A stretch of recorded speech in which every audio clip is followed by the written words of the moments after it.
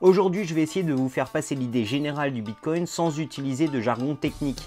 Je veux simplement donner un aperçu de ce qu'est le Bitcoin, comment ça marche et pourquoi un grand nombre de gens, moi y compris, pensent que c'est une technologie révolutionnaire. Donc jette ton cash en l'air parce qu'aujourd'hui nous allons voir le top 5 des choses à savoir pour mieux comprendre le Bitcoin. Numéro 5, Bitcoin, le livre de compte partagé par tous. Donc on peut penser le Bitcoin comme étant un grand livre de compte tenu par tous les utilisateurs. Ce grand fichier qu'on appelle la blockchain contient tous les numéros de compte ainsi que la balance correspondante à chaque compte. Et les unités de ce livre de compte sont les Bitcoins. Donc cet énorme livre de compte permet de transférer des Bitcoins d'un compte à un autre extrêmement facilement. Et le fait que la personne soit à côté de vous ou à l'autre bout du monde ne change rien à ça. En gros, c'est aussi facile d'envoyer des bitcoins que d'envoyer un texto ou un email. Pour recevoir ou envoyer des bitcoins, il vous faudra plusieurs choses. Donc premièrement, il vous faudra un smartphone ou un ordinateur avec une application ou un programme de portefeuille électronique qu'on appelle en anglais un Bitcoin Wallet. Ces programmes sont gratuits et vous permettent de stocker, de recevoir et d'envoyer du bitcoin. Et ensuite, il vous faut du bitcoin. Vous pouvez obtenir du Bitcoin de plusieurs façons, donc soit en les achetant sur une plateforme de trading spécialisée comme Kraken ou Paymium, soit en utilisant des sites qui mettent des acheteurs et des vendeurs en relation directe comme LocalBitcoin ou Bitcoin.de, soit grâce à des distributeurs physiques comme la maison du Bitcoin à Paris, et finalement vous pouvez aussi les acheter directement à un ami s'il accepte de vous en vendre. Donc je veux préciser que vous n'êtes pas obligé d'acheter ou de vendre des bitcoins entiers. C'est pas genre t'as la monnaie sur 2000 €, non c'est pas ça. Alors qu'un euro peut être divisé en 100 centimes d'euros, le bitcoin peut être divisé au 100 millionième. Il existe d'ailleurs un nom pour un 100 millionième de bitcoin, ça s'appelle un satoshi, en hommage au créateur du bitcoin. Le prix du bitcoin au moment où j'écris cette vidéo est de 1164 €, donc un satoshi vaut un millième de centime d'euro. Vous pouvez donc acheter pour 10, 20, 30 € de bitcoin si vous le souhaitez, c'est tout aussi facile que d'acheter des bitcoins entiers. Maintenant, quand je vais vouloir envoyer du bitcoin à un ami, il va me falloir son adresse bitcoin qu'il trouvera sur son portefeuille électronique. Il pourra donc soit m'envoyer son adresse, soit me faire scanner un code QR pour que je puisse lui envoyer les bitcoins. Il me suffit alors de rentrer le montant et de l'envoyer, et puis voilà, c'est tout, c'est aussi simple que ça. Une fois que je fais une transaction, tous les livres de compte du réseau Bitcoin seront mis à jour pour inclure cette nouvelle transaction. Numéro 4, il n'y a pas d'augmentation de la masse monétaire avec le Bitcoin. Une autre caractéristique du Bitcoin, c'est qu'il n'en existe qu'une quantité limitée. C'est tout simplement quelque chose écrit dans son code. Il n'en existera jamais que 21 millions. Les bitcoins ne sont cependant pas tous disponibles, ils sont créés petit à petit. Au moment où j'écris cette vidéo, il n'y a que 16 172 187 bitcoins en circulation. Ces bitcoins sont créés par un procédé qu'on appelle le minage. Les mineurs sont des ordinateurs très puissants qui aident à la maintenance de ce grand livre de compte qu'est la blockchain. Ils aident à confirmer qu'une nouvelle transaction sur la blockchain est légitime. Quand ils le font, ils sont récompensés par des frais de transaction ainsi que de nouveaux bitcoins fraîchement créés.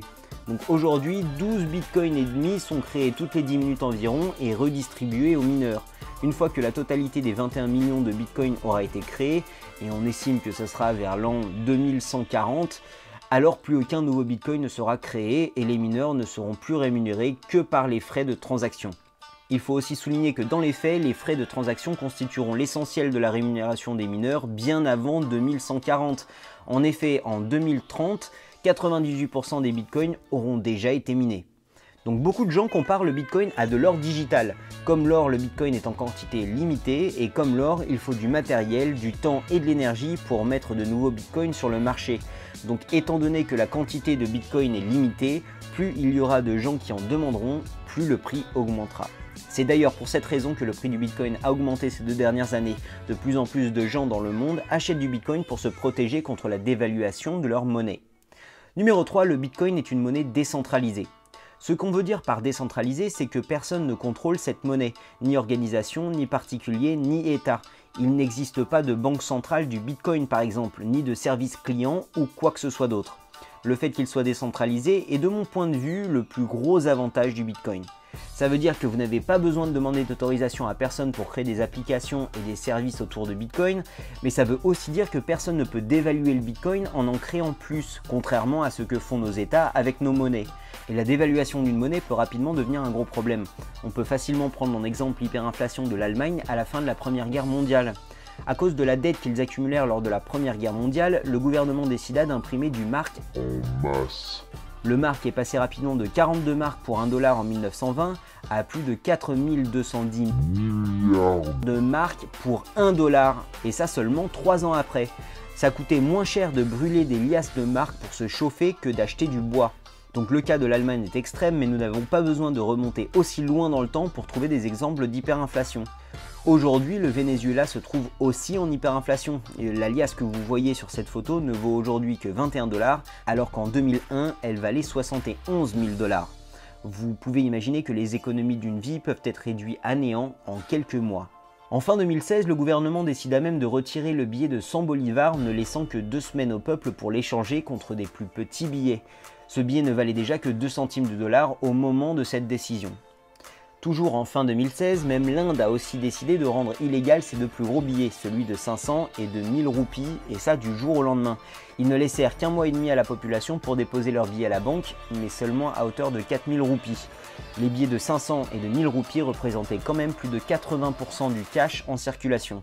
Donc je ne parle pas non plus du fait qu'une autorité centrale peut décider de bloquer votre compte comme à Chypre, ou simplement de ne pas réapprovisionner les distributeurs de billets comme en Grèce. Bref, une situation chaotique peut vite arriver en cas de crise majeure. Un système de monnaie décentralisée nous permet d'éviter ce genre de situation. Une monnaie décentralisée s'échange de personne à personne sans intervention de banques ou d'autres organisations intermédiaires. Aucun gouvernement n'a de pouvoir sur le Bitcoin lui-même. On pourra toujours demander aux citoyens de déclarer leur Bitcoin sur une base volontaire, voire réguler les entreprises qui les utilisent, mais à moins de couper Internet, aucun gouvernement n'aura les moyens d'interdire véritablement l'usage du Bitcoin. Numéro 2, est-ce que le Bitcoin est sécurisé ? J'ai déjà parlé avec des gens qui pensaient que le Bitcoin s'était déjà fait hacker plusieurs fois. Souvent on me cite d'ailleurs l'incident de Mt. Gox comme exemple. Mt. Gox était la plateforme d'échange de Bitcoin la plus populaire en 2013. Au début 2014, ils annoncèrent qu'ils avaient perdu environ 750 000 bitcoins qui appartenaient à leurs clients, ce qui a déclenché une panique chez tous ceux qui avaient des bitcoins sur Mt. Gox à ce moment, et c'est bien entendu étendu à toute la communauté de Bitcoin. Beaucoup de plateformes de trading ont effectivement été hackées ou ont escroqué leurs clients, mais les faiblesses et les dérives d'une société privée centralisée n'ont rien à voir avec le réseau Bitcoin qui n'a jamais été hacké et dont la sécurité ne cesse de se renforcer à mesure que le temps passe. Si un énorme supermarché en France se fait cambrioler, ce n'est pas l'euro qui s'est fait cambrioler. De la même façon, il n'y a pas eu d'attaque sur le Bitcoin lui-même, mais seulement sur les plateformes qui permettent l'échange de Bitcoin. La technologie derrière le Bitcoin est extrêmement robuste, donc qu'est-ce qu'il faudrait pour hacker le Bitcoin lui-même ? L'attaque des 51% pourrait être une façon de hacker le Bitcoin. Pour faire une attaque de 51%, il faudrait pouvoir contrôler 51% du réseau complet de Bitcoin, ce qui est quasiment impossible aujourd'hui étant donné la puissance de calcul du réseau. Donc comme je vous l'ai dit précédemment, les mineurs doivent s'assurer qu'une transaction est légitime, c'est-à-dire qu'ils doivent s'assurer que la personne qui envoie des Bitcoins a bien des Bitcoins sur son compte. Mais si une seule entité possède 51% des mineurs, et il est important de noter que pour faire ça aujourd'hui, il faudrait plus de 100 fois la puissance de tous les ordinateurs de Google, ils ne pourront quand même pas s'ajouter des bitcoins qui sortent de nulle part sur leur compte, ni même changer l'historique d'autres comptes. En gros, ça demanderait un investissement de malade pour un minimum d'avantages.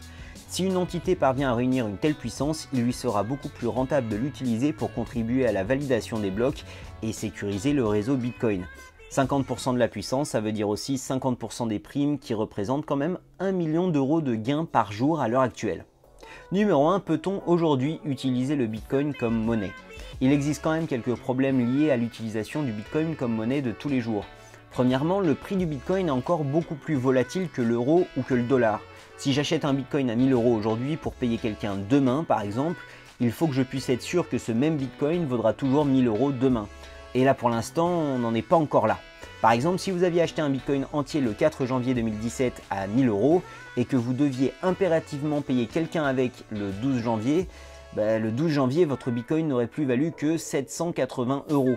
Pour utiliser une monnaie, il faut pouvoir être sûr que sa valeur reste relativement stable. La plupart du temps, les fluctuations dans le prix du Bitcoin sont dues au fait qu'il augmente plutôt que le contraire.